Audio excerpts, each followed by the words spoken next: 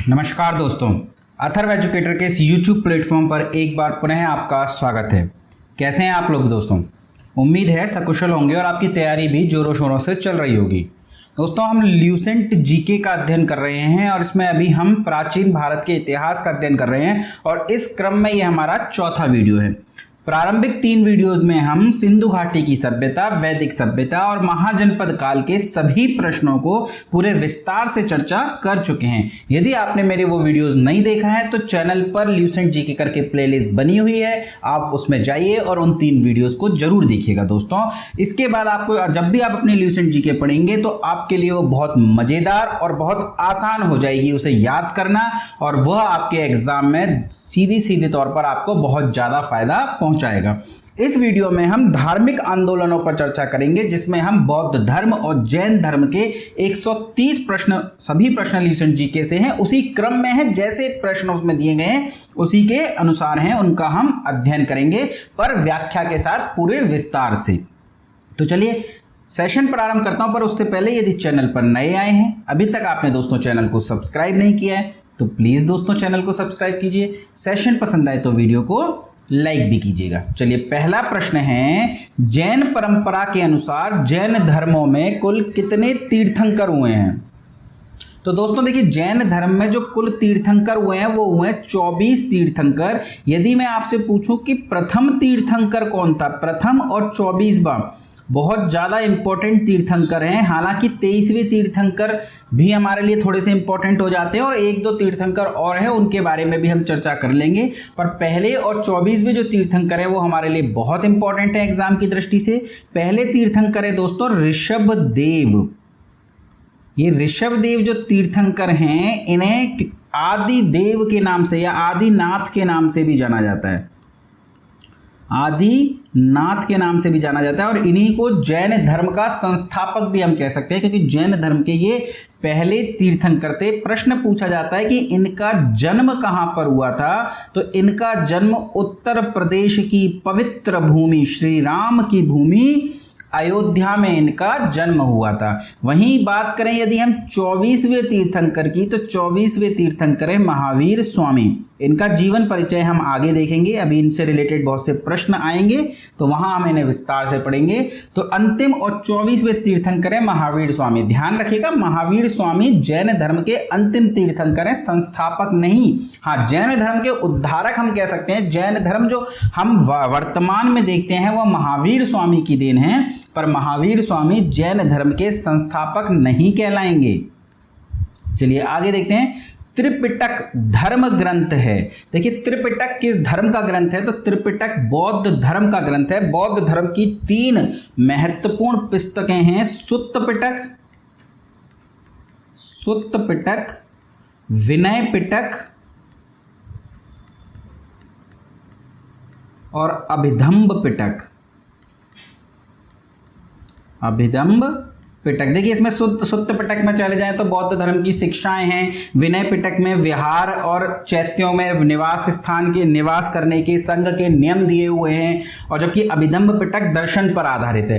तो इतना आपको विस्तार में जाने की आवश्यकता नहीं है, बस आप याद रखिएगा 3 पुस्तकें हैं, सुत्त पिटक, विनय पिटक, अभिधम्ब पिटक, जिन्हें त्रिपिटक के तौर पर जाना जाता है। और ये त्रिपिटक जो है बुद्ध धर्म से संबंधित हैं। इसमें से ये सुत्त पिटक और विनय पिटक की जो रचना हुई है दोस्तों, वह प्रथम संगीति के दौरान हुई है। प्रथम संगीति जो कि अजातशत्रु के काल में महात्मा बुद्ध के पुनर्निर्वाण के तुरंत बाद राजगृह में आयोजित की गई थी, जिसमें गौतम बुद्ध के उस समय के जो गौतम बुद्ध के जीवन काल के जो शिष्य थे वो शिष्यों ने हिस्सा लिया था, जैसे कि आनंद ने भी उसमें हिस्सा लिया था। उनके बहुत महत्वपूर्ण प्रमुख और प्रिय शिष्य थे आनंद, और उसी संगीति में सुत्त पिटक और विनय पिटक की रचना की गई थी। तो पहली बौद्ध संगीति राजगृह में हुई थी। किसने आयोजित कराई थी? अजातशत्रु ने। अध्यक्षता पूछ ली जाए किसने करी थी, तो महाकश्यप ने करी थी। वहीं अभिधम्ब पिटक की जो रचना है दोस्तों, वह तीसरी बौद्ध संगीति में हुई है। तीसरी, कुल 4 बौद्ध संगीतियां हुई हैं, तो तीसरी बौद्ध संगीति किसके काल में हुई थी, तो अशोक के काल में हुई थी। कहां आयोजित की गई थी, तो पाटलिपुत्र में आयोजित की गई थी। अध्यक्षता किसने करी थी, तो मोगलीपुत्र तिस ने अध्यक्षता करी थी। आगे हैं, सभी प्रश्नों में है, इस वजह से नोट आपको यहां पर करने की जरूरत नहीं है।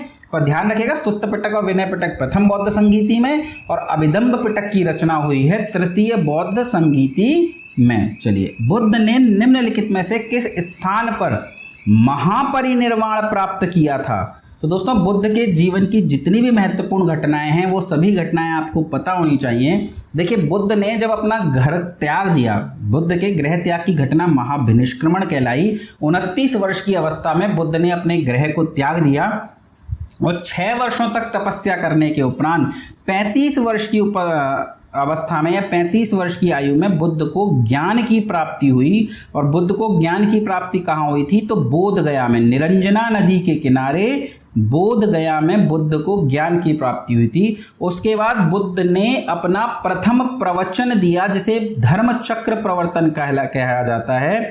तो प्रथम प्रवचन यदि पूछ ले कि बुद्ध ने अपना प्रथम प्रवचन कहाँ दिया था, तो सारनाथ में दिया था। और इसी प्रथम प्रवचन में बुद्ध ने 4 आर्य सत्य बताए हैं।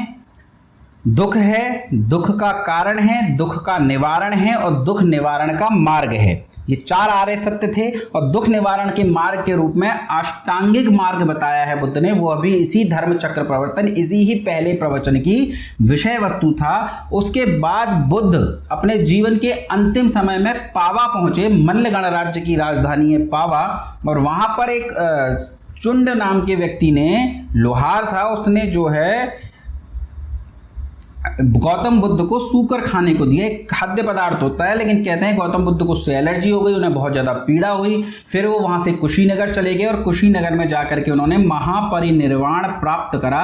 तो महापरिनिर्वाण कहाँ प्राप्त करा है? कुशीनारा या कुशीनगर में। 16 महाजनपदों में से एक महाजनपद था मल्ल गणराज्य, और उस मल्ल गणराज्य की 2 राजधानियां थी, एक थी पावा और एक थी कुशीनगर। तो ये वही कुशीनगर है जहाँ गौतम बुद्ध ने महापरिनिर्वाण प्राप्त किया है। तो ध्यान रखिएगा, तबीयत कहाँ पर खराब हुई अगर इस तरीके से प्रश्न पूछा जाए तो यहाँ पर बीमार हुए हैं पावा में, लेकिन उन्होंने महापरिनिर्वाण कहाँ प्राप्त किया है? तो कुशीनगर में। चलिए, अगला प्रश्न है, किस शासक ने बौद्धों के लिए विख्यात विक्रमशिला विश्वविद्यालय की स्थापना करी थी? तो विक्रमशिला बौद्ध विश्वविद्यालय जो बौद्ध धर्म का केंद्र रहा है, उसकी स्थापना पाल नरेश धर्मपाल, बंगाल के पाल शासकों में से एक राजा हुए धर्मपाल, उन्हीं धर्मपाल के द्वारा यह विक्रमशिला विश्वविद्यालय की स्थापना की गई है। किसके द्वारा तृतीय बौद्ध संगीति को संरक्षण दिया गया? तो देखिए, आपको चारों पता होने चाहिए। प्रथम बौद्ध जो संगीति है वो किसके समय में हुई है?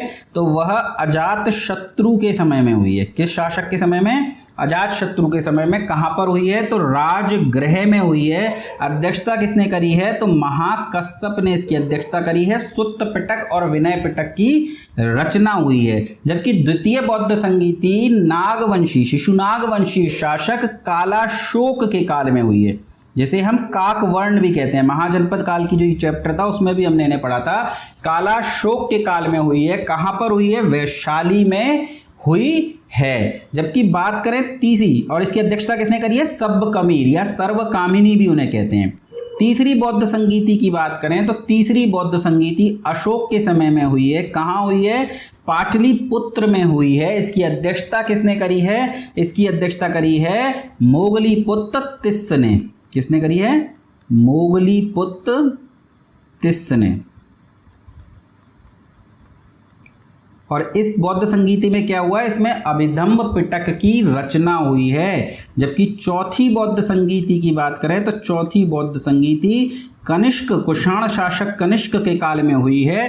कुंडलवन कश्मीर में हुई, और इसकी अध्यक्षता किसने करी है? इसकी अध्यक्षता करी है वसुमित्र ने, और इसमें एक उपाध्यक्ष भी थे अश्वघोष। तो ये आपको ना चारों बौद्ध संगीतियां बहुत अच्छे से रटी होनी चाहिए। शासक का नाम पता होना चाहिए, अध्यक्ष का नाम पता होना चाहिए, और किस बौद्ध संगीति में क्या हुआ है इसका नाम पता होना चाहिए। अभी कई प्रश्न आएंगे, हम हर बार इनकी चर्चा करेंगे, आप याद रखिएगा इन्हें। कोशिश रहेगी मेरी आपको इसी चैप्टर में आपको ये याद करा दिया जाए, इसी वीडियो में आपको ये चारों बौद्ध संगीति अच्छे से याद करा दी जाए। तो तृतीय बौद्ध संगीति को जो संरक्षण दिया है वो किसने दिया है? अशोक ने। चौथी बौद्ध संगीति को किसने दिया है? कनिष्क ने। चलिए आगे देखते हैं। बौद्ध ग्रंथ पिटकों की रचना निम्नलिखित में से किस भाषा में की गई है? तो 3 बौद्ध पिटक बताए थे मैंने आपको, सुत्त पिटक, विनय पिटक, अभिधम्ब पिटक। सुत्त पिटक और विनय पिटक प्रथम बौद्ध संगीति में, जबकि अभिधम्ब पिटक की रचना तृतीय बौद्ध संगीति में हुई है। और ध्यान रखिएगा, आपसे पूछा जाता है प्रारंभिक बौद्ध ग्रंथ किस भाषा में लिखे गए हैं, तो वो पाली भाषा में लिखे गए हैं और इन पिटकों की रचना भी पाली भाषा में हुई है। और यह भी प्रश्न आता है कि बुद्ध ने अपने उपदेश किस भाषा में दिए हैं, तो पाली भाषा में ही दिए थे। किस शासक के शासनकाल में नेपाल में बौद्ध धर्म का गमन हुआ? तो ध्यान रखिएगा, बौद्ध धर्म का सर्वाधिक विस्तार, सर्वाधिक प्रचार किसके काल में हुआ है? तो अशोक के ही काल में हुआ था। अशोक ने अपनी पुत्र महेंद्र और अपनी पुत्री संघमित्रा को भेजा था। कहाँ भेजा था? श्रीलंका। और इसी प्रकार उत्तर भारत के देशों में भी अपने कई धर्मदूत भेजे, धर्म महामात्य उन्हें कहा जाता था, वो भेजे और बौद्ध धर्म का प्रचार प्रसार कराया। तो नेपाल में बौद्ध धर्म का प्रचार प्रसार भी अशोक के शासनकाल में ही हुआ है। चलिए, सांची क्यों विख्यात है? देखिए, मुझे नहीं लगता कि आप में से किसी को ये प्रश्न नहीं पता होगा कि सांची क्यों विख्यात है, क्योंकि वास्तुकला का भी बहुत फेमस प्रश्न है। सांची का स्तूप किसके शासनकाल में बनवाया गया? तो अशोक के शासनकाल में बनवाया गया। और सांची का जो स्तूप है वह भारत का सबसे बड़ा बौद्ध स्तूप भी है। तो सांची क्यों विख्यात है? सबसे बड़े बौद्ध स्तूप के कारण।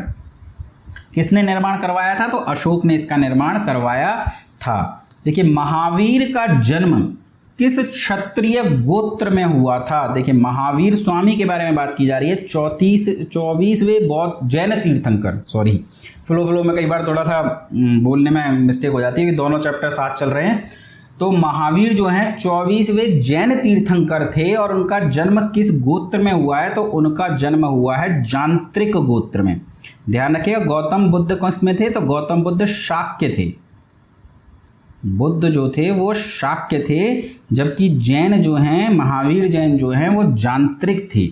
बात करें कुछ महावीर जैन के बारे में कि पूछ लिया जाए यदि महावीर जैन का जन्म कहाँ पर हुआ है। देखिए, जन्म कहाँ हुआ है? तो जन्म लिखिए इनका वैशाली के निकट। ऑप्शन में वैशाली हो सकता है, तो ध्यान रखिएगा वैशाली के निकट है। तो अगर कुछ एप्रोप्रिएट उत्तर न मिले तो वैशाली हो जाएगा। वैशाली के निकट वज्जी संघ के ग्राम, एप्रोप्राइट उत्तर क्या होगा? वो होगा कुंड ग्राम में। तो अगर ऑप्शन में कुंड ग्राम दिया हुआ है तो कुंड ग्राम कीजिएगा, और यदि कुंड ग्राम नहीं दिया तो वज्जी संघ देखिएगा, और वज्जी संघ न मिले तब ऐसी स्थिति में आप वैशाली को भी उत्तर सही मान सकते हैं। पर इनका जन्म कहाँ हुआ है? इनका जन्म हुआ है कुंड ग्राम में। इनके पिता का नाम आपसे पूछा जा सकता है कि इनके पिता का नाम क्या था? तो इनके पिता का नाम सिद्धार्थ था। गौतम बुद्ध के बचपन का नाम भी सिद्धार्थ है और महावीर स्वामी के पिता का नाम भी सिद्धार्थ है। इनकी माता का नाम त्रिशला था, और इनकी जो माता थी ना दोस्तों, ध्यान रखिएगा, वो लिच्छवी के चेटक, लिच्छवी का राजा था चेटक, उसकी बहन थी। इनकी पत्नी का नाम यशोदा है। कंफ्यूज मत होइएगा, बुद्ध की पत्नी का नाम यशोधरा है और इनकी पत्नी का नाम यशोदा है, कि कंफ्यूजन बहुत ज़्यादा होता है एग्जाम में अगर आपको थोड़ा सा भी फैक्ट्स की नॉलेज इस बारे में कम है। महावीर की माता का नाम यशोदा है और गौतम बुद्ध की पत्नी का नाम यशोधरा है। इनकी एक पुत्री भी थी जिन्हें ये बहुत ज़्यादा प्रेम करते थे। इनकी पुत्री थी प्रियदर्शनी और इनके दामाद का नाम था जामाली। दामाद कौन थे? जामाली। और यही जामाली इनके प्रथम शिष्य भी थे। तो पुत्री प्रियदर्शनी, दामाद जामाली, पिता सिद्धार्थ, माता त्रिशला, पत्नी यशोदा। जन्म हुआ है वैशाली के निकट वज्जी संघ के ग्राम कुंड गांव में। और इनकी जो माता थी वह त्रिशला के लिच्छवी शासक चेटक की बहन थी। ठीक है, और इनका खुद का गोत्र क्या था? इनका गोत्र था जांत्रिक। तो कुछ भी पूछा जा सकता है, किसी भी प्रकार का आपसे प्रश्न पूछा जा सकता है, आप इसके लिए तैयार रहिएगा। चलिए आगे देखते हैं, महावीर की माता कौन थी? तो अभी अभी हमने देखा महावीर की माता का नाम त्रिशला था, जो कि लिच्छवी के शासक चेटक की बहन थी। चलिए अगला देख लेते हैं। गौतम बुद्ध द्वारा अपने धर्म में दीक्षित किया जाने वाला अंतिम व्यक्ति कौन था? देखिए पावा में गौतम बुद्ध की तबीयत खराब हो गई और कुशीनगर में वे जा रहे हैं। कुशीनगर में वे महापरिनिर्वाण को प्राप्त करेंगे, पर महापरिनिर्वाण प्राप्त करने से पहले उन्होंने जिसे उपदेश दिया है वही उनके धर्म में दीक्षित किया जाने वाला अंतिम व्यक्ति था। और वह कौन था? वह था सुभद्र। एक प्रश्न और आता है कि गौतम बुद्ध ने अपने जीवन के मतलब जीवन काल के बाद बौद्ध संघ का उत्तराधिकारी किसे घोषित किया था? तो गौतम बुद्ध के द्वारा अपना कोई भी उत्तराधिकारी घोषित नहीं किया गया था। उनके सबसे प्रिय शिष्य थे आनंद। जब आनंद ने उनसे पूछा कि आपके महापरिनिर्वाण के उपरांत इस धर्म का, इस संघ का क्या होगा, कौन होगा उत्तराधिकारी, तो उन्होंने कहा था कि देखो तुम्हें लगेगा कि तुम्हारा शास्ता चला गया है, यानी तुम्हारा भगवान चला गया, पर वह कहीं नहीं गया है, वह तुम्हारे विचारों में जीवित रहेगा। तो उन्होंने किसी को भी अपना उत्तराधिकारी घोषित नहीं किया था, पर अपने धर्म में, बौद्ध धर्म में दीक्षित किया जाने वाला अंतिम व्यक्ति कौन था? तो ऐसी स्थिति में उत्तर हो जाएगा सुभद्र। ये सभी अलग अलग प्रश्न हैं, कहीं भी मिक्स मत कीजिएगा इन्हें। प्राचीनतम विश्वविद्यालय कौन था? गांधार, कन्नौज, नालंदा, वैशाली। देखिए यहाँ पर तक्षशिला दिया हुआ नहीं है, तो प्राचीनतम विश्वविद्यालय कौन सा हो जाएगा? वो हो जाएगा नालंदा। पूछा जाता है कि नालंदा विश्वविद्यालय की जो स्थापना है वो किस वंश के काल में हुई है? तो गुप्त वंश के समय में हुई है, गुप्त वंश के समय में। और गुप्त वंशी राजा था कुमारगुप्त प्रथम, कुमारगुप्त प्रथम। इसी के काल में जो है नालंदा विश्वविद्यालय की स्थापना हुई है। चलिए आगे देखते हैं। किस भाषा का ज़्यादा प्रयोग बौद्धवाद के प्रचार के लिए किया गया है? तो पढ़ चुके हैं हम। पाली भाषा, आरंभिक बौद्ध ग्रंथ पाली भाषा में लिखे गए हैं। सुत्त पिटक, विनय पिटक, अभिधम्ब पिटक की रचना भी पाली भाषा में हुई है, और बुद्ध ने अपने उपदेश भी पाली भाषा में दिए हैं। तो बौद्धवाद के प्रचार के लिए सबसे ज़्यादा प्रयोग कौन सी भाषा हुई है? तो उत्तर क्या हो जाएगा? उत्तर हो जाएगा पाली भाषा। चलिए, महावीर की मृत्यु कहाँ हुई थी? तो महावीर का जन्म कहाँ हुआ है? तो महावीर का जन्म तो वैशाली के निकट वज्जी संघ के कुंडग्राम में हुआ है। लेकिन यदि पूछ ले इनकी मृत्यु कहाँ हुई है, तो इनकी मृत्यु हुई है मल्ल गणराज्य पावा, मल्लों के राज्य पावा। और जब इनकी मृत्यु हुई थी कहाँ हुई थी? पावा के राजा शास्तिपाल के महलों में। पूछा जाता है किसके महलों में? तो शास्तिपाल के महलों में। बुद्ध मृत्यु के समय महावीर स्वामी की उम्र कितनी थी? तो महावीर स्वामी ने जो 72 वर्ष की उम्र में मृत्यु को प्राप्त किया है। जबकि यदि पूछ लिया जाए कि गौतम बुद्ध की मृत्यु के समय उनकी आयु क्या थी, या गौतम बुद्ध के महापरिनिर्वाण ग्रहण करने के समय उनकी आयु क्या थी, तो वो थी 80 वर्ष। तो महावीर स्वामी ने 72 वर्ष की उम्र में समाधि ली है, जबकि गौतम बुद्ध ने 80 वर्ष की अवस्था में महापरिनिर्वाण को प्राप्त किया है। तो महावीर की मृत्यु कहाँ हुई है? पावापुरी में। जबकि गौतम बुद्ध का महापरिनिर्वाण कहाँ हुआ है? तो कुशीनगर में। चलिए आगे देखते हैं। बोधिसत्व पद्मपाणि का चित्र सर्वाधिक प्रसिद्ध और प्रायः चित्रित चित्रकारी है जो, तो ध्यान रखिएगा, ये जो अजंता की गुफाएं हैं जो महाराष्ट्र के औरंगाबाद जिले में हैं, यहाँ बुद्ध धर्म से संबंधित कई चित्र हैं। इसी में से एक बोधिसत्व पद्मपाणि का चित्र है जो बहुत ज़्यादा प्रसिद्ध है। तो अजंता में इसका उत्तर हो जाएगा। मठ, मंदिर और स्तूप किस धर्म से संबंधित हैं? तो स्तूप शब्द से ही आप पकड़ लीजिए ये कहाँ पाए जाते हैं, किस धर्म में पाए जाते हैं? तो ये बौद्ध धर्म में पाए जाते हैं, बौद्ध धर्म से संबंधित हैं। बौद्ध धर्म एवं जैन धर्म दोनों के उपदेश किसके शासन काल में दिए गए थे? बिंबिसार, अशोक, बिंदुसार या अकबर? तो देखिए अकबर तो हो ही नहीं सकता, हम सब जानते हैं, और अशोक भी बुद्ध की मृत्यु के कई वर्षों बाद राजा बना है, तो अशोक भी नहीं हो सकता। और अशोक का पुत्र है बिंदुसार, तो वो तो वैसे ही उत्तर नहीं हो सकता। तो बिंबिसार। तो वैसे भी हमें पढ़ना पड़ता है कि बुद्ध के समकालीन राजा कौन कौन थे। तो एक तो बिंबिसार था, इसके अलावा बिंबिसार का पुत्र अजातशत्रु, कौशल का राजा प्रसेनजित, और वत्स नरेश उदायन। इसके अलावा अवंतिका चंड प्रद्योत, ये सभी बुद्ध के समय के ही हैं। लेकिन बुद्ध की मृत्यु के समय मगध का शासक कौन था, ये प्रश्न पूछा जाता है। तो अजातशत्रु उस समय मगध का राजा था। बिंबिसार की मृत्यु हो चुकी है। पर बिंबिसार, जब बुद्ध धर्म ने ज्ञान प्राप्त किया, जब अपने उपदेश दिए, उस समय मगध का शासक कौन था, तो मगध का शासक था बिंबिसार। तो बिंबिसार के शासनकाल में ही अपने उपदेश दिए हैं। पर यहाँ अगर ऑप्शन में बिंबिसार नहीं होता, अजातशत्रु हो जाता, या प्रसेनजित होता, या उदयन होता, तो वह भी हमारा सही उत्तर हो जाता।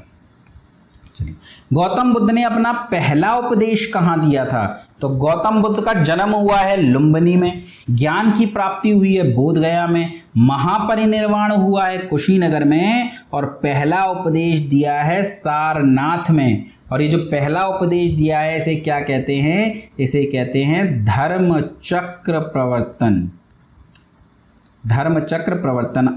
चार आर्य सत्य दिए थे इस धर्म चक्र प्रवर्तन में, और चार आर्य सत्य के साथ साथ उन्होंने अष्टांगिक मार्ग का प्रतिपादन भी अपने इसी प्रथम प्रवचन में किया है। तो गौतम बुद्ध ने अपना पहला उपदेश कहाँ दिया है, सारनाथ में। किस भाषा में दिया है, तो पाली भाषा में दिया होगा ना।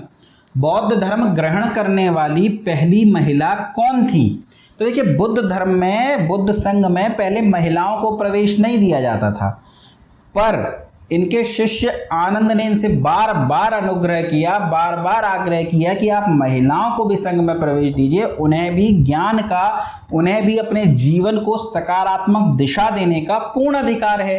तभी तो समाज में समानता आएगी। यदि आप ही महिलाओं को उपदेश नहीं देंगे, महिलाओं को संघ में शामिल होने की परमिशन नहीं देंगे, महिलाओं को भिक्षुणी बनने की आज्ञा नहीं देंगे, तो फिर समाज में समरूपता कैसे आएगी। तो गौतम बुद्ध ने फिर आगे चल करके महिलाओं को भी बौद्ध संघ में, बौद्ध धर्म में दीक्षित होने की परमिशन दी। और पहली महिला जो बौद्ध धर्म में दीक्षित हुई थी वह कौन थी, तो वह महाप्रजापति गौतमी थी। देखिए गौतम बुद्ध की माता हैं महामाया, लेकिन गौतम यानी सिद्धार्थ कह सकते हैं, इनके बचपन का नाम सिद्धार्थ था। सिद्धार्थ की माता है महामाया, पर सिद्धार्थ के जन्म के 7 दिन के अंदर ही माता महामाया की मृत्यु हो गई है।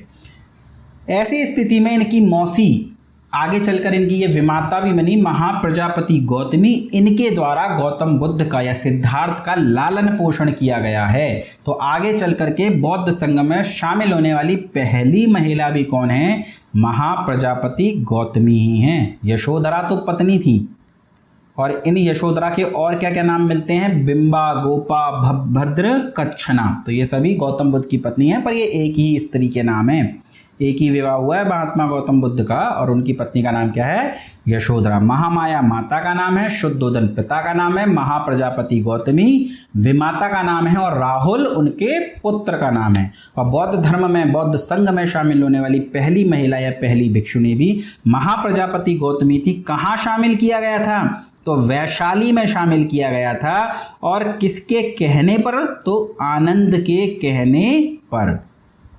चलिए आगे देखते हैं। बोध गया स्थित है। बोध गया जहाँ गौतम बुद्ध को ज्ञान की प्राप्ति हुई, जहाँ सिद्धार्थ से वे गौतम बुद्ध बने, वह बोध गया कहाँ स्थित है, किस राज्य में स्थित है, तो कहाँ स्थित है, बिहार में स्थित है। जातक किसका ग्रंथ है, तो देखिए जातक कथाएं भी बौद्ध धर्म का ही ग्रंथ है। बुद्ध के जीवन के, कहते हैं बुद्ध के जन्म से पहले या पूर्व जन्म हम जिसे कह सकते हैं, पूर्व जन्म की घटनाओं का वर्णन इन जातक ग्रंथों में है। साथ ही गौतम बुद्ध ने अपने जीवन में जो चमत्कार किए हैं, उन चमत्कारों का वर्णन भी इन्हीं जातक ग्रंथों में है। तो जातक ग्रंथ किस किस से संबंधित है, तो यह भी बौद्ध धर्म से ही संबंधित हैं। अगला है सिद्धार्थ, यानी बुद्ध को ज्ञान की प्राप्ति कहाँ हुई थी। तो चारों आपको मैंने कई बार बताया, इनका जन्म जो है कपिलवस्तु के निकट लुम्बिनी में हुआ है। इन्हें ज्ञान की प्राप्ति बोधगया में हुई है। इन्होंने पहला प्रवचन सारनाथ में दिया है, और इनका महापरिनिर्वाण कहाँ हुआ है, कुशीनगर में। और इन्होंने सर्वाधिक उपदेश कहाँ दिए हैं, श्रावस्ती में। और अंतिम वर्षावास इन्होंने कहाँ किया है, वैशाली में। तो ये सभी आपको याद होने चाहिए। तो इन्हें ज्ञान की प्राप्ति कहाँ हुई है, तो इन्हें ज्ञान की प्राप्ति हुई है दोस्तों बोध गया में। और बोध गया तो अच्छा, ये नीचे गया दिया है ना, ऑप्शन में दिया हुआ है, तो 22 का डी हो जाएगा। सारनाथ में बुद्ध का प्रथम प्रवचन क्या कहलाता है? तो प्रथम प्रवचन क्या कहलाता है? प्रथम प्रवचन कहलाता है धर्म चक्र प्रवर्तन। और महाभिनिष्क्रमण क्या कहलाता है? गृह त्याग की घटना। बुद्ध ने जो 29 वर्ष की आयु में गृह का त्याग कर दिया, अपने घर को छोड़ दिया, तो यह जो गृह त्याग की घटना है यह क्या कहलाती है? ये कहलाती है महाभिनिष्क्रमण। महामस्तकाभिषेक ये जैन धर्म से संबंधित है। जैन जो पहले जैन तीर्थंकर थे ऋषभदेव, उनके पुत्र का नाम है बाहुबली, जिनकी गोमतेश्वर श्रवणबेलगोला कर्नाटक में एक बहुत बड़ी मूर्ति लगी है और उसका जो अभिषेक किया जाता है उसे महामस्तकाभिषेक कहते हैं। तो ये बाहुबली से संबंधित है। पिक्चर नहीं है बाहुबली, बल्कि कौन है? ऋषभदेव के पुत्र हैं, बाहुबली से संबंधित। और महापरिनिर्वाण क्या है? महापरिनिर्वाण तो उनकी जो मृत्यु हुई थी वह घटना महापरिनिर्वाण कहलाती है। बौद्ध धर्म ने समाज के निम्न वर्णों पर महत्वपूर्ण प्रभाव डाला, वो कौन थे? तो देखिए बौद्ध धर्म जो विकसित हुआ, जो उसका जन्म हुआ है, वह वैदिक धर्म में जो बुराइयां व्याप्त हो गई थी समय के साथ साथ, उन बुराइयों को दूर करने के लिए बौद्ध धर्म का जन्म हुआ था।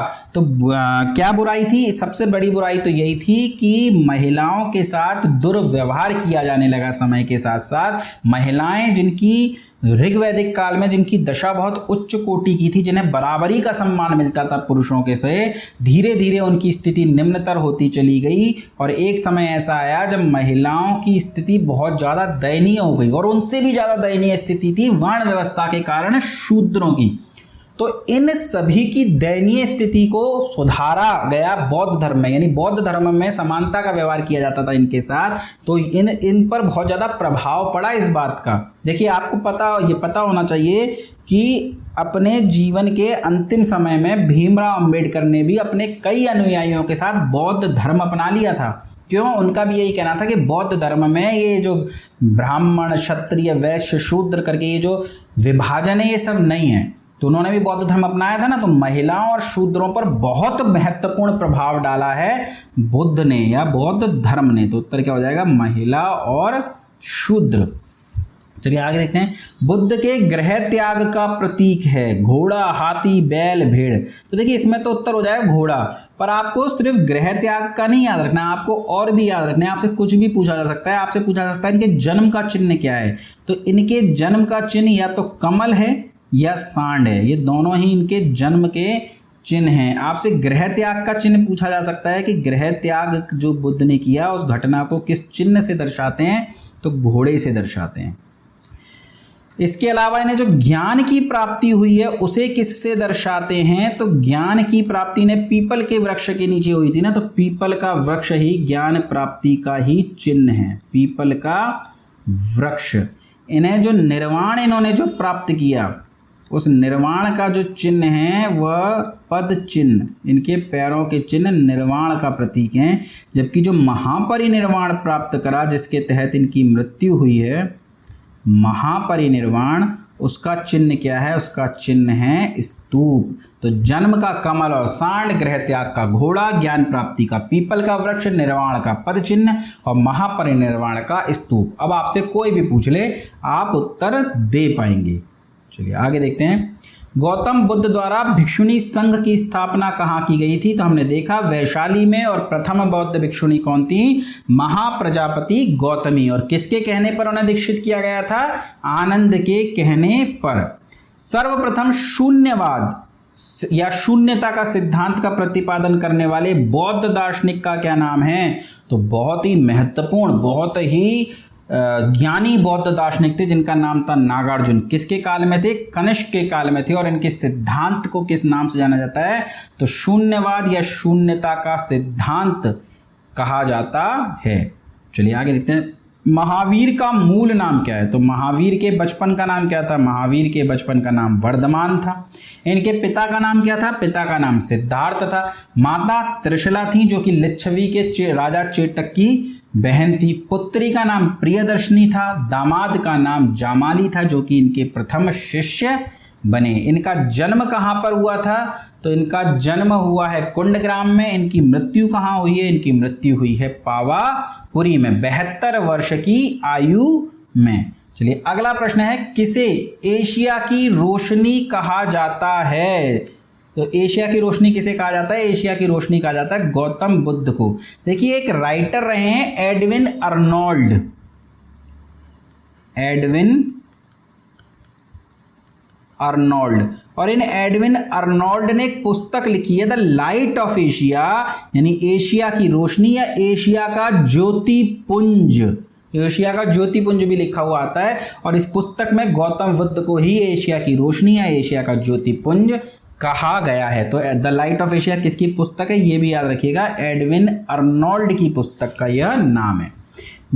दिलवाड़ा के जैन मंदिरों का निर्माण किसने करवाया? राजस्थान के माउंट आबू, सिरोही जिले में एक पर्वत पड़ता है माउंट आबू, और उस पर्वत पर दिलवाड़ा के जैन मंदिर, बहुत ही सुंदर मंदिर है दोस्तों। मैंने पर्सनली विजिट किया और मुझे यहाँ बहुत अच्छा लगा था। संगमरमर की मूर्तियों से तराशे सभी तीर्थंकरों के वहाँ पर मूर्तियाँ हैं और बहुत सुंदर बना हुआ है।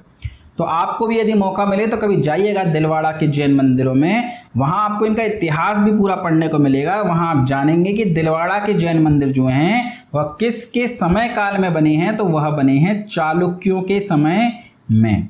तो दिलवाड़ा के जैन मंदिरों का निर्माण किसने करवाया? तो चालुक्यों ने। चंदेलों ने किसका करवाया है? तो ध्यान रखिएगा, चंदेलों ने खजुराहो के मंदिरों का करवाया है। राष्ट्रकूटों ने एलोरा की गुफाओं का कराया है। और चोल स्थापत्य कला, इसके बारे में तो क्या ही कह सकते हैं। फर्ग्यूसन ने इसके बारे में कहा है कि दैत्यों की तरह ये कल्पनाएं किया करते थे और जौहरियों की तरह इन्होंने मंदिरों का निर्माण कराया है। यानी बहुत बड़े बड़े मंदिरों का इन्होंने निर्माण कराया है, और सुंदर और उच्च कोटि के, यानी दैत्यों की तरह तो कल्पना और जौहरियों की तरह मंदिरों का निर्माण। किसने कहा ये कथन? फर्ग्यूसन ने। किसके विषय में? तो चोल वास्तुकला के विषय में। तो चंदेलों ने खजुराहो के मंदिर, चालुक्यों ने दिलवाड़ा के जैन मंदिर का निर्माण कराया है, और राष्ट्रकूटों ने एलोरा की गुफाओं का निर्माण कराया है।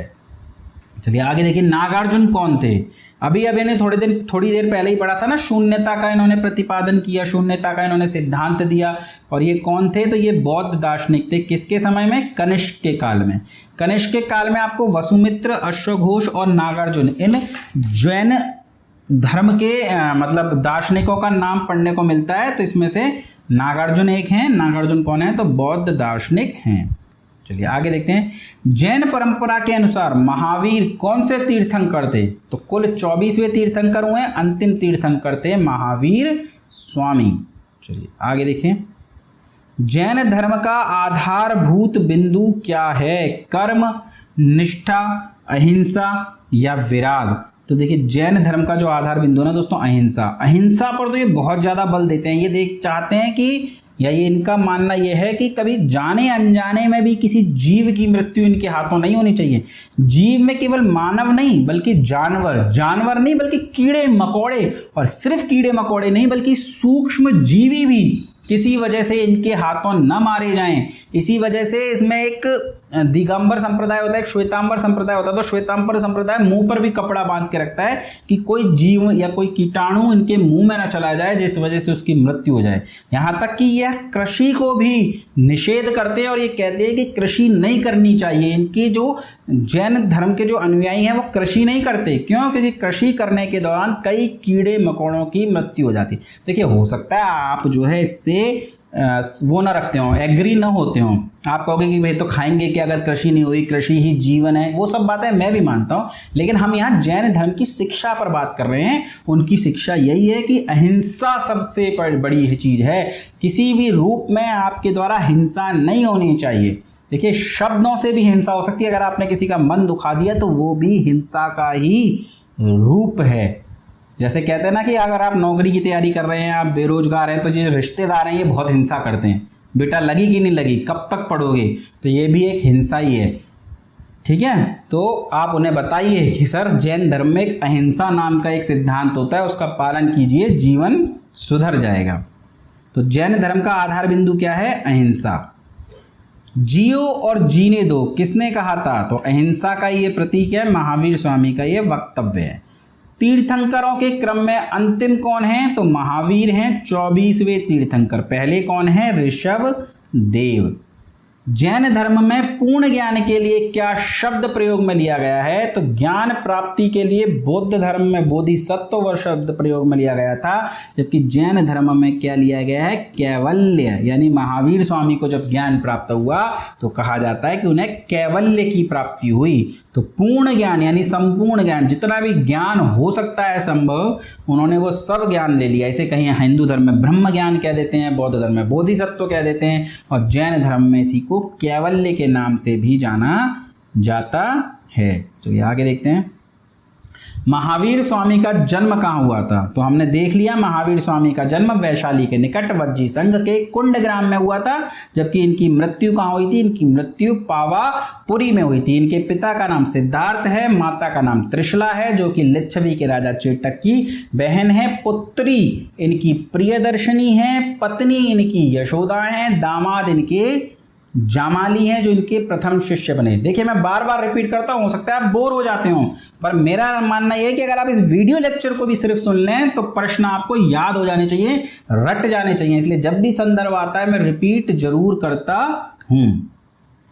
कनिष्क के शासनकाल में चतुर्थ बौद्ध संगीति किस नगर में आयोजित की गई थी? तो देखिए चारों आपको रटी होनी चाहिए, फिर से बता रहा हूं।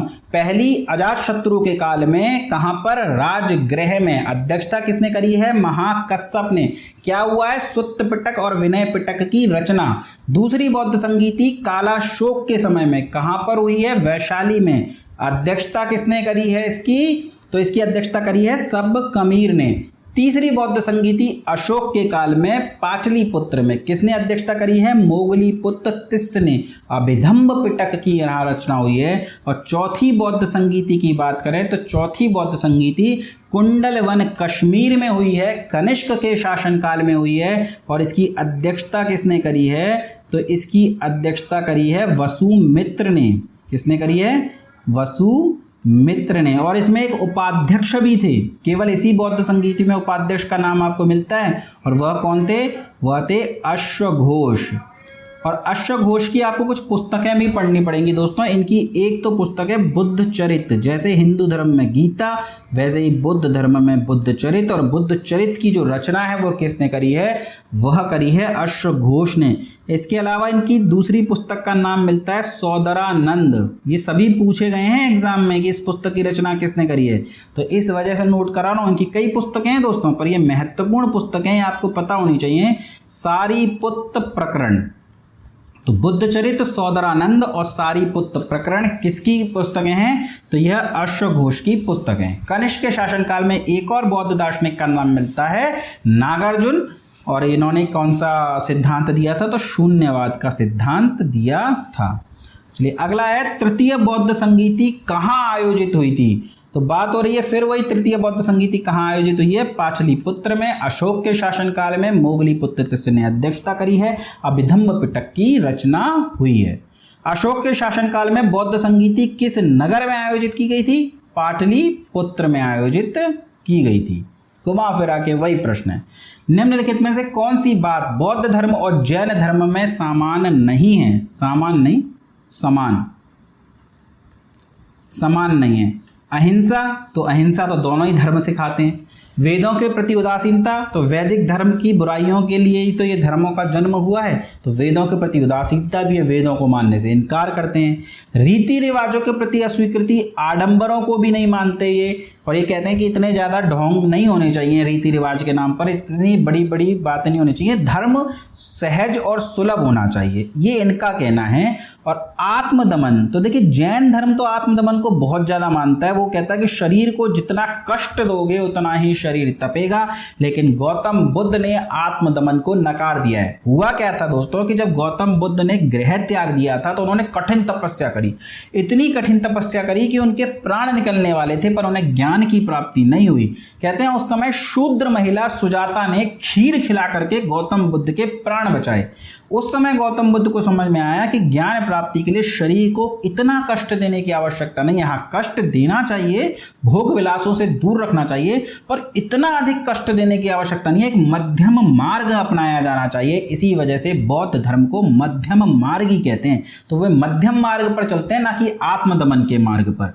जबकि जैन धर्म आत्मदमन के मार्ग पर चलते हैं। तो बौद्ध धर्म और जैन धर्म में कौन सी घटना या कौन सी बात समान नहीं है, तो वह आत्मदमन समान नहीं है। जैन धर्म आत्मदमन में यकीन करते हैं, बुद्ध मध्यम मार्ग में यकीन करते हैं। ये अगला प्रश्न है, निम्न में से किस नगर में प्रथम बौद्ध संगीति आयोजित की गई थी? तो पहली कहाँ आयोजित की गई है? राजगृह में, दूसरी वैशाली में, तीसरी पाटलिपुत्र में और चौथी कुंडलवन कश्मीर में। बुद्ध के जन्म की 4 महत्वपूर्ण घटनाएं और उनसे संबंधित 4 स्थानों का नीचे उल्लेख है, आपको सुमेलित करना है। ये भी आपको याद हो गया होगा दोस्तों, जन्म कहाँ हुआ है? जन्म हुआ है लुम्बिनी में, कपिल वस्तु के निकट लुम्बिनी में। कहाँ पड़ता है ये लुम्बिनी?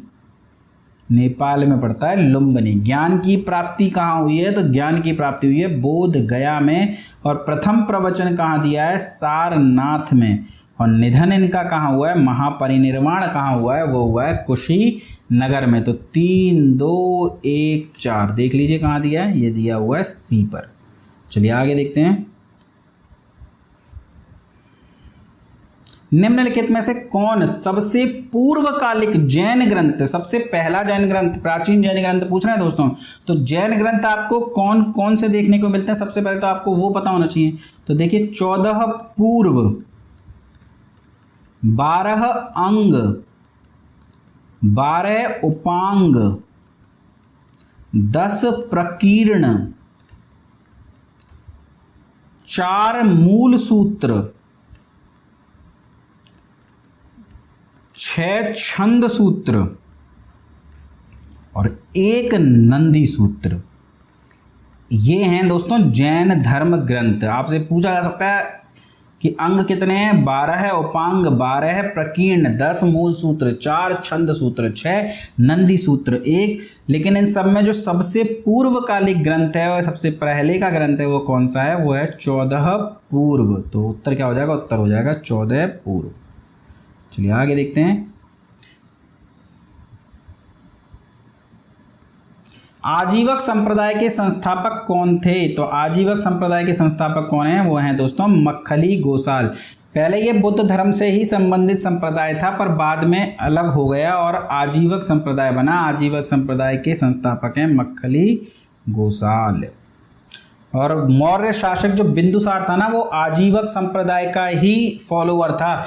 जैन थे चंद्रगुप्त मौर्य, आजीवक थे बिंदुसार, और बौद्ध बन गए हैं अशोक। और जो बराबर की गुफाएं हैं, जिनका निर्माण अशोक के द्वारा करवाया गया है, और ये बराबर की गुफाएं भी जिस संप्रदाय को समर्पित हैं, जिस संप्रदाय के लिए बनाई गई हैं, वो कौन सा है? वो है आजीवक संप्रदाय। भगवत संप्रदाय के विकास में किसका योगदान अत्यधिक है? पार्थियन, कुषाण, गुप्त, हिंद, यूनानी। तो भगवत संप्रदाय के विकास में किसका अत्यधिक योगदान होगा? वैदिक संप्रदाय, भगवत संप्रदाय, विष्णु धर्म, इन सभी में जो सबसे ज़्यादा योगदान है वो किसका है? वह गुप्त का है दोस्तों। महावीर स्वामी का प्रथम शिष्य कौन था? तो महावीर स्वामी जी के दामाद थे जामाली, इनकी पुत्री प्रियदर्शनी के पति थे जामाली, और यही जामाली जो हैं महावीर स्वामी के प्रथम शिष्य भी हैं।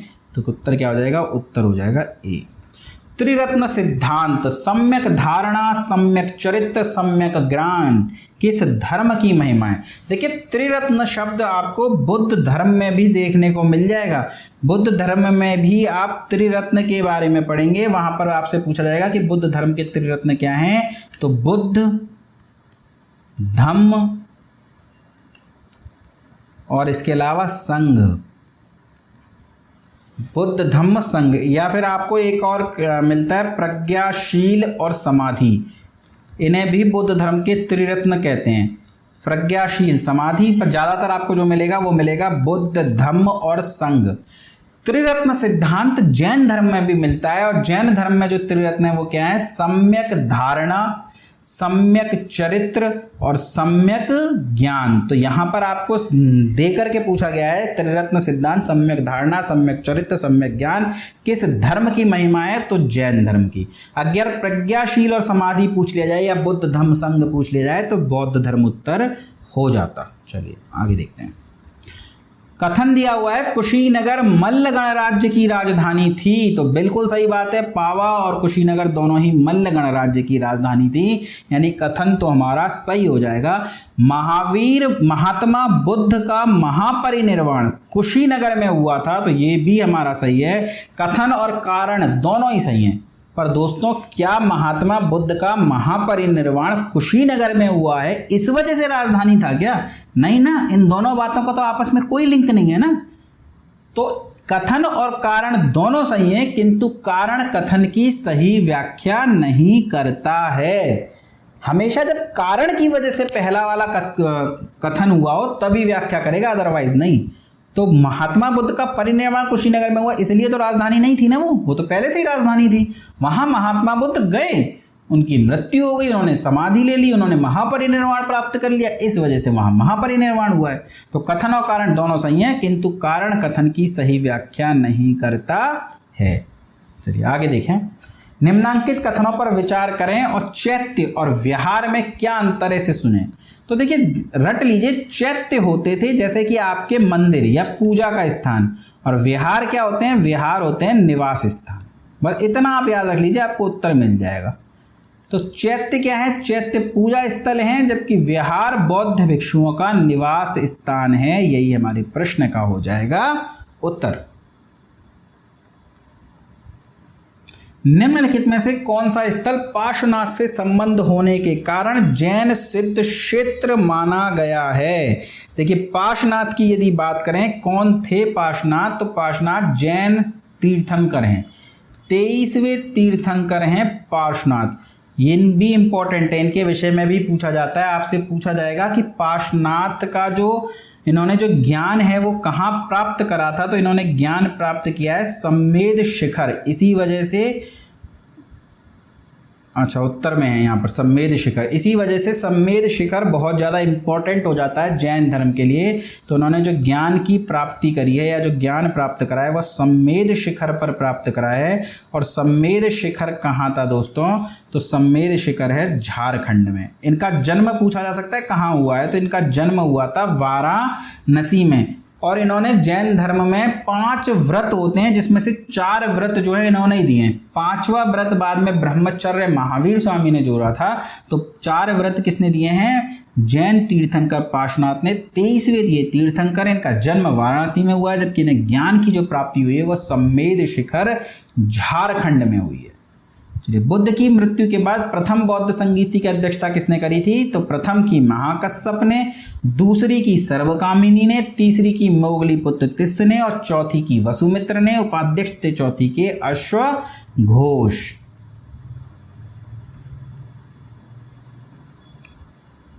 निम्नलिखित में से कौन बुद्ध के जीवन काल में ही संघ का प्रमुख होना चाहता था? तो इनके एक चचेरे भाई थे दोस्तों, देवदत्त। जब ये राजा बनने के लिए योग्य थे, मतलब राजा की गद्दी पर जब दावेदार थे, जब इनके पिता इन्हें राजा बनाना चाहते थे गौतम बुद्ध को यानी सिद्धार्थ को, तब देवदत्त जो है राजा बनना चाहता था। पर जब बुद्ध सन्यासी हो गए, जब उन्होंने संघ की स्थापना कर ली, तो देवदत्त को लगा कि यार राजा का क्या फायदा बनने का, गौतम बुद्ध जैसा व्यक्ति बनना चाहिए। गौतम बुद्ध जहां जाते हैं वह राजाएं इनके आगे झुक जाते हैं, अपना साम्राज्य इन्हें अर्पित करने को तैयार हैं। बिंबिसार, प्रसेनजित, अजात शत्रु जैसे नरेश इनके फॉलोवर हैं। तो फिर ऐसे जीवन का ज्यादा फायदा, राजा बनने से कोई फायदा नहीं। तो वो जीवन काल में ही बुद्ध को हटा करके संघ का प्रमुख बन जाना चाहते थे, यानी लालची किस्म के व्यक्ति थे देवदत्त। तो प्रश्न का उत्तर क्या हो जाएगा? देवदत्त। ये वही देवदत्त है जिनकी बचपन में कहानी पढ़ी होगी ना, मारने वाले से बचाने वाला इंपॉर्टेंट होता है। इन्होंने कबूतर को तीर मारा था, सिद्धार्थ ने बचाया था, तो ये वही देवदत्त है। हेलियोडोरस का बेस नगर अभिलेख संदर्भित है। हेलियोडोरस का बेस नगर अभिलेख, तो देखो एक शुंग मौर्य वंश के बाद एक वंश आएगा शुंग वंश, जिसकी स्थापना करेंगे पुष्यमित्र शुंग। तो उसी शुंग वंश में एक नौवा राजा है या नौवा वंशज आप कह सकते हैं, भागभद्र। और भागभद्र के समय में एक यूनानी आया था भारत, हेलियाडोरस नाम का, और विदिशा के पास एक जगह थी बेसनगर, वहाँ उस बेसनगर में उसने गरुड़ स्तंभ की स्थापना की थी, जिसे हेलियाडोरस का बेसनगर अभिलेख कहते हैं।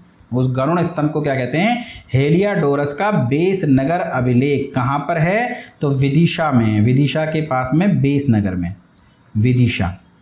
ठीक है, तो ये किसको समर्पित है? तो ये केवल भगवान विष्णु यानी वासुदेव को ही समर्पित है, भगवान कृष्ण को ये समर्पित है।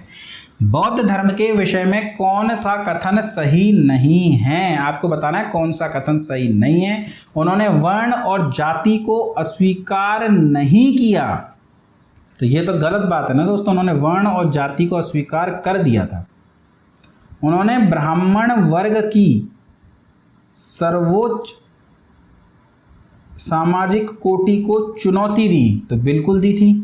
उन्होंने कहा था कि ब्राह्मण जो वैदिक धर्म में है ये सर्वोच्च नहीं है, मानवों में कोई भी सर्वोच्च नहीं होता, कोई भी कमतर नहीं होता, सभी मानव बराबर होते हैं। तो उन्होंने ब्राह्मण वर्ग की सर्वोच्च सामाजिक कोटि को चुनौती दी थी, ये कथन तो बिल्कुल सही है। उन्होंने कुछ एक शिल्पों को निम्न माना, हालांकि उन्होंने वर्ण और जाति को स्वीकार नहीं करा, उसे अस्वीकार कर दिया, पर उसके बावजूद उन्होंने कुछ शिल्पों को निम्न माना था।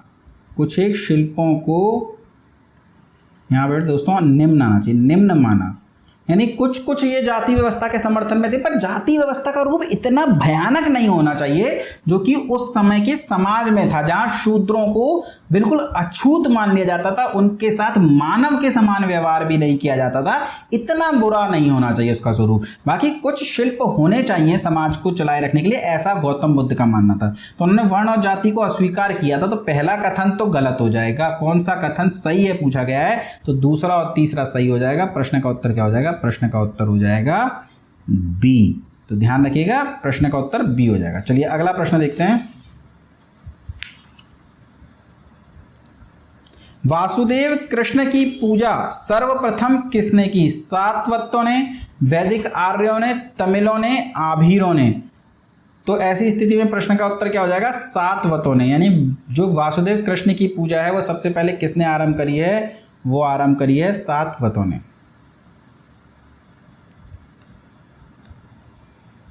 निम्नलिखित 4 स्थानों में हुई बौद्ध संगीतियों का सही कालक्रम आपको बताना है। तो फिर वही देखिए, कितनी बार पूछा गया प्रश्न है। पहली कहाँ हुई है? राजगृह में। इसके बाद दूसरी कहाँ हुई है? वैशाली में। तीसरी कहाँ हुई है? पाटलिपुत्र में। और चौथी कहाँ हुई है? कुंडल वन में। यानी उत्तर क्या हो जाएगा? उत्तर हो जाएगा 2, 1, 4, 3, यानी कि डी। गौतम बुद्ध ने अपनी मृत्यु के उपरांत बौद्ध संघ के नेतृत्व के लिए किसे नामित किया? तो हमने पढ़ लिया, बुद्ध जी ने किसी को भी नामित नहीं किया था। उन्होंने आनंद को क्या कहा था कि तुम्हें लगेगा तुम्हारा शास्त्र चला गया, पर तुम्हारा शास्त्र कहीं नहीं गया, वह विचारों में जीवित रहेगा, उसकी शिक्षाएं ही उसका उत्तराधिकारी बनेंगी। तो गौतम बुद्ध ने अपनी मृत्यु के उपरांत किसी को भी अपना उत्तराधिकारी नामित नहीं किया। स्यादवाद सिद्धांत है। तो स्यादवाद किस धर्म का सिद्धांत है? तो ये जैन धर्म का बहुत इंपॉर्टेंट सिद्धांत है दोस्तों। इसे सप्तभंगीय सिद्धांत भी कहते हैं, सप्तभंगीय सिद्धांत, या इसे ज्ञान की सापेक्षता का सिद्धांत भी कहते हैं, ज्ञान की सापेक्षता का सिद्धांत। तो सप्तभंगीय सिद्धांत ज्ञान की सापेक्षता का सिद्धांत भी इसे कहते हैं। यानी जैन धर्म का यह सिद्धांत है। कौन सा? स्यादवाद का सिद्धांत। अगला, गौतम बुद्ध का जन्म कब हुआ था? तो गौतम बुद्ध का जन्म कब हुआ है? तो गौतम बुद्ध का जन्म हुआ है 563 ईसा पूर्व में, जबकि इन्होंने महापरिनिर्वाण कब प्राप्त करा है? इनकी मृत्यु कब हुई है? 483 ईसा पूर्व में, यानी 80 वर्ष की अवस्था में इन्होंने महापरिनिर्वाण प्राप्त किया है। और कहाँ पर किया है? कुशीनगर में किया है। जबकि इनका जन्म कहाँ हुआ है? कपिलवस्तु के निकट लुम्बिनी ग्राम में 563 ईसा पूर्व में। बौद्ध शिक्षा का केंद्र था। तो बौद्ध शिक्षा के जो केंद्र भारत में मिलते हैं उनमें से एक है नालंदा विश्वविद्यालय, एक वल्लभी जो गुजरात में पड़ता है और एक विक्रमशिला जो बिहार में पड़ता है। तो बौद्ध शिक्षा का केंद्र कौन सा हो जाएगा? तो ऐसी स्थिति में उत्तर हो जाएगा विक्रमशिला। भारत में सबसे बड़ा बौद्ध स्तूप कहाँ स्थित है? तो भारत का सबसे बड़ा बौद्ध स्तूप कहाँ है? सांची में है, जिसका निर्माण किसने करवाया है? इसका निर्माण करवाया है अशोक ने। निम्न में से किस ग्रंथ में सर्वप्रथम देवकी के पुत्र कृष्ण का वर्णन है? तो भगवान कृष्ण का वर्णन सबसे पहले जिस ग्रंथ में मिलता है वह मिलता है छांदोग्य उपनिषद में। मैंने आपसे एक प्रश्न किया था, किसी ने भी मुझे उस प्रश्न का उत्तर नहीं बताया दोस्तों कि लोकपाल का जो मोटो है वह किस उपनिषद से लिया गया है। किसी ने भी नहीं बताया मुझे। चलिए बताइएगा। जैन समुदाय में प्रथम विभाजन के श्वेतांबर संप्रदाय के संस्थापक थे। तो देखिए, पहली बौद्ध जैन संगीति हुई है चंद्रगुप्त मौर्य के समय में पाटलिपुत्र में, और उस संगीति में जो जैन धर्म है वह दो संप्रदायों में बट गया है। दो संप्रदाय बन गए हैं, एक का नाम है श्वेतांबर संप्रदाय और एक है दिगंबर संप्रदाय। भद्रबाहु के फॉलोअर दिगंबर कहलाए, जबकि स्थूल भद्र के फॉलोअर क्या कहलाए? वह कहलाए श्वेतांबर। तो श्वेतांबर संप्रदाय के संस्थापक कौन हो जाएंगे? स्थूलभद्र। जबकि दिगंबर संप्रदाय के स्थापक कौन हो जाएंगे? वो हो जाएंगे भद्रबाहु।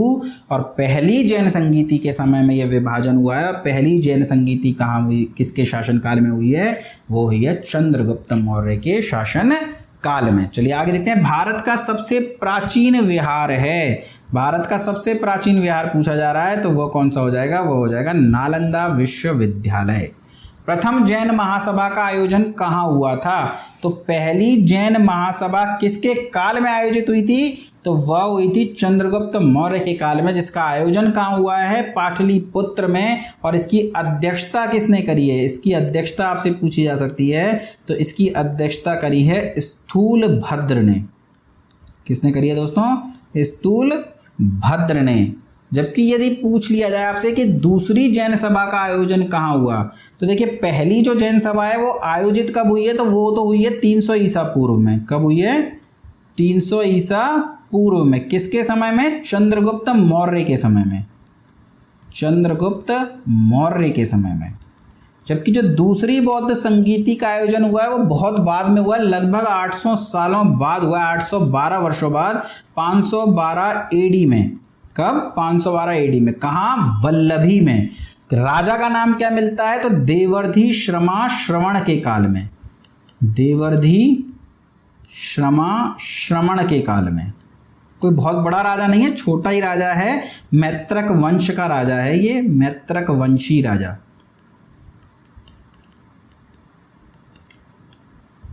इसी के काल में ये आयोजन हुआ और इसकी जो अध्यक्षता है वो आपसे पूछी जा सकती है। सॉरी, इसको थोड़ा करेक्ट कर लीजिए, मैं वही सोचा कि मिस्टेक हो कहाँ रही है। ये जो देवर्धि श्रमा श्रवण है ये अध्यक्ष हैं। राजा का जो नाम मिलता है वो सर्वसेन मिलता है। क्या मिलता है? सर्वसेन प्रथम। और अध्यक्ष कौन हो जाएंगे? मैं वही सोचा राजा का नाम ऋषि जैसा क्यों याद आ रहा है। देवर्धि श्रमा श्रवण, देवर्धि श्रमा श्रवण हो जाता है दोस्तों। कई बार दिमाग में इधर की उधर हो जाती हैं चीज़ें। तो राजा का नाम क्या है? सर्वसेन प्रथम। अध्यक्ष देवर्धि श्रमा श्रवण। इसीलिए इतनी बार पढ़ना है, इतनी बार रिवीजन करना है कि कहीं भी इधर से उधर नहीं होनी चाहिए एग्जाम में। एग्जाम का प्रेशर सबसे खतरनाक होता है।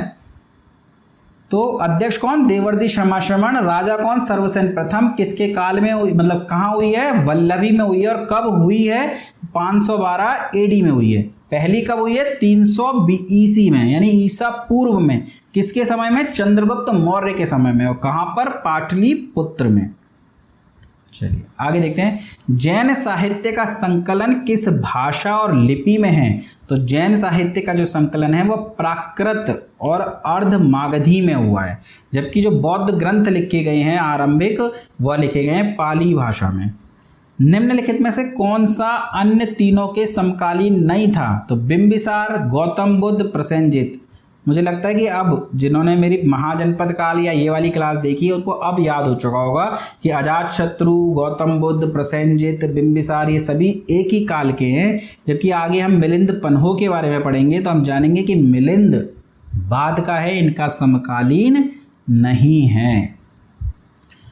निम्नलिखित कथनों पर विचार कीजिए और इन कथनों में से कौन सा सही है आपको यह बताना है। तो वर्धमान महावीर की माता लिच्छवी के नरेश चेटक की पुत्री थी। क्या थी क्या दोस्तों?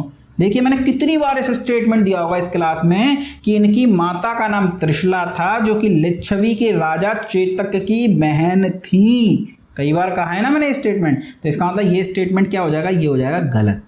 गौतम बुद्ध की माता कौलिय वंश की राजकुमारी थी, ये बिल्कुल सही है। गौतम बुद्ध की माता महामाया रामग्राम के कौलिय वंश की राजकुमारी थी।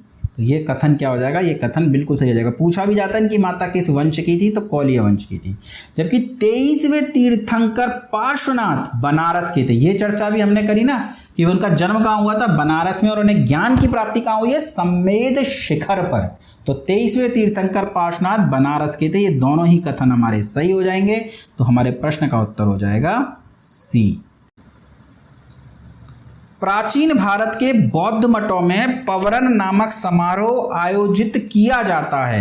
देखिए प्राचीन भारत के बौद्ध मठों में एक समारोह आयोजित होता था पवरन। उस पवरन में क्या होता था कि ये प्रवचन या ये उपदेश देने के लिए जो बौद्ध भिक्षु हैं वो पूरे भारत का भ्रमण करते थे, या जहाँ जो भी उनका एरिया होता था जहाँ जा जाकर के भ्रमण करते थे।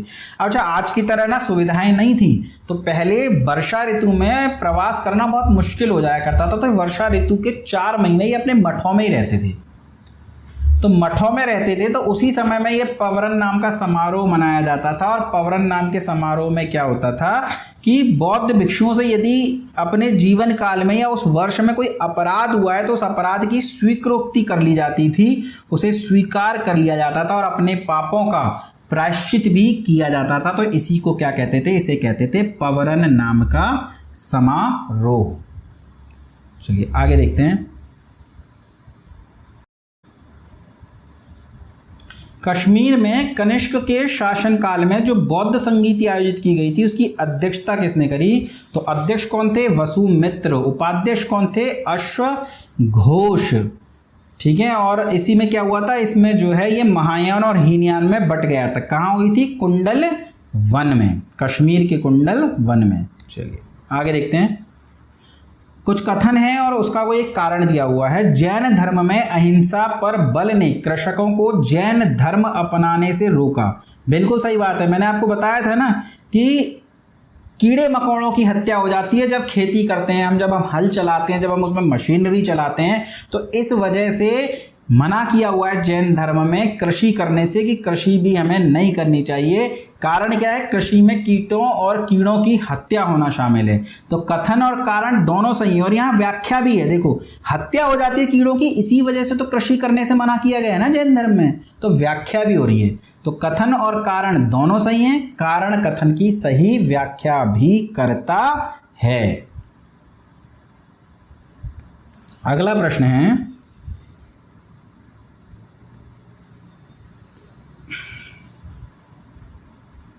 अष्टांगिक मार्ग की संकल्पना अंग है।